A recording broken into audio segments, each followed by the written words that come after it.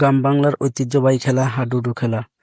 আজকে আমাদের গ্রামে এই হাডুডু খেলারই একটি ছোট্ট প্রীতি ম্যাচের আয়োজন করা হয়। তো ম্যাচে বাপ বেটা অর্থাৎ বিবাহিত বনাম অবিবাহিত খেলায় অংশগ্রহণ করেন। আসসালামু আলাইকুম, সবাই কেমন আছেন? আশা করি সবাই অনেক ভালো আছেন। বাংলাদেশের নিজস্ব ঐতিহ্যবাহী খেলার মধ্যে সবচেয়ে জনপ্রিয় ও সামুদ্রিক খেলা হচ্ছে হাডুডু বা কাবাডি খেলা। বাংলাদেশের বেশিরভাগ জায়গায় এই খেলা হাডুডু নামে পরিচিত। এই খেলা বাঙালির লোকজীবনের সঙ্গে ঘনিষ্ঠ এবং প্রাচীন ঐতিহ্যবাহী। ব্যাপক জনপ্রিয় ও লোকময় ঐতিহ্যের জন্য এই খেলা বাংলাদেশের জাতীয় খেলায় মর্যাদা পেয়েছে। সম্প্রতিকালে গণমাধ্যমের প্রচারণায় ও বৈদেশিক অনুকূলে আমাদের দেশে ক্রিকেট ও ফুটবলের ব্যাপক জনপ্রিয়তার মুখেও হাডুডু এখন নিজের মর্যাদা অস্তিত্ব বজায় রেখেই পেরেছেন। আগের যুগে লোকময় জনপ্রিয় এই হাডুডু বা কাবাডি খেলা প্রায় সব গ্রামে আয়োজন করে হতো।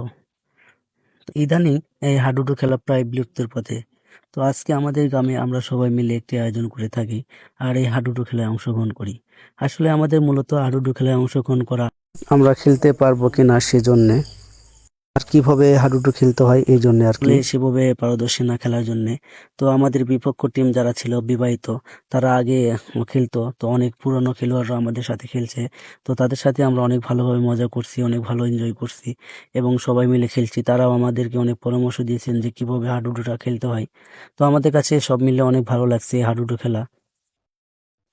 আর এই খেলাটি সি এর মাধ্যমে খেলতে হয়। তো আমি সি দিতে চলে গেছি এবং আমি 1 পয়েন্ট 2 পয়েন্ট নিয়ে চলে আসছি, তারা ধরতে পারেনি।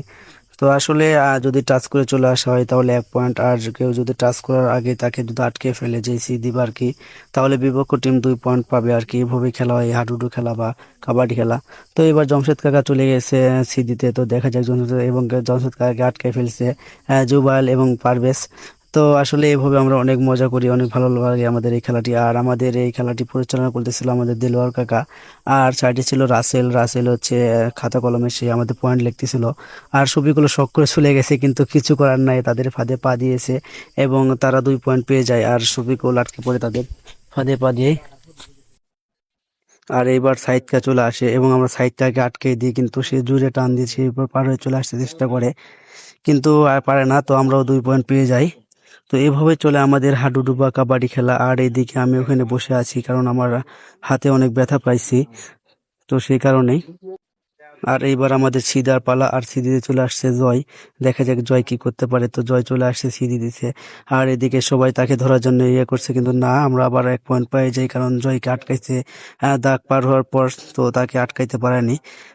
তো এভাবে চলে আমাদের খেলা। আসলে অনেক ভালো লাগতেছিল, অনেক দর্শকও ছিল আমাদের খেলা দেখতেছিল। আর গ্রাম বাংলার ঐতিহ্যবাহী এই হাডুডু বা কাবাডি খেলা আসলে এখন প্রায় বিলুপ্তের পথে, এই কারণে আর কোথাও এভাবে খেলা হয় না। তো সেই জন্য আমরা এই খেলাটি আয়োজন করে থাকি এবং তারপরে সবুর ভাই চলে যায় এবং সবুর ভাইকে আমরা অনেক সুন্দরভাবে আটকে ফেলি।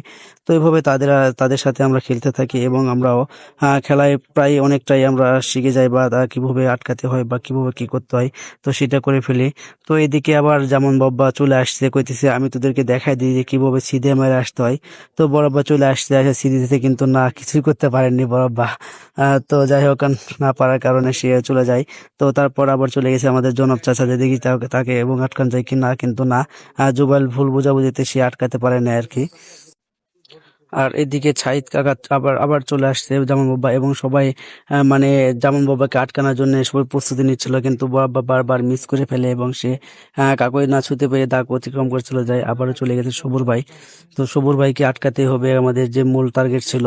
তো কিন্তু না, আমরা আটকাইতে পারি নাই, অনেক চেষ্টা করছিলাম কিন্তু কাজ হয় নাই আর কি।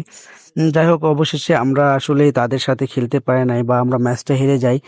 কিন্তু আসলে অনেক ভালো লাগছে তাদের সাথে খেলে, যে এত সুন্দরভাবে তারা আমাদেরকে দিক নির্দেশনা দিয়েছে বা খেলার জন্য ইয়ে করেছে। তো এই জন্য খুব ভালো লাগছে। তো আসলে আর একটা কথা যেটা, যদি কেউ আটকে ফেলে তখন আসলে বেশি জোর খাটানো যাবে না। জোর খাটালে সবাই যে গায়ের উপর পড়তেছে এবং সেখানে একটা ইনজুরি হওয়ার অনেক সম্ভাবনা আছে বা ব্যথা পাইতে পারে। তো এই জন্যে যখন আর কি ওই যে কেউ আটকাবে তখন মানে ছিটা ছেড়ে দিতে হয়। তো এইভাবে আমাদের খেলাটি চলতে থাকে, আমাদের আসলে অনেক ভালো লাগে এই খেলাটি। আর গ্রাম বাংলায় এখন অনেক জনপ্রিয়তা, আগেকার জনপ্রিয় খেলা ছিল এই হাডুডু খেলা। তো সবাই আগে দেখতো বা খেলতো, খেলে থাকতো। তো এখন তো প্রায় বিলুপ্ত পথে, এখন কেউ খেলেও না বা দেখাও না। তো আমরা এই জন্য এই খেলাটি আয়োজন করেছিলাম। তো আসলে সবাই তো তাদের সাথে আমরা আসলে পেরে উঠতে পারিনি বা আমরা হেরে গেছিলাম। যদিও কিন্তু তারা আমাদেরকে অনেক সাহস দিয়েছিল এভাবে খেলার জন্যে।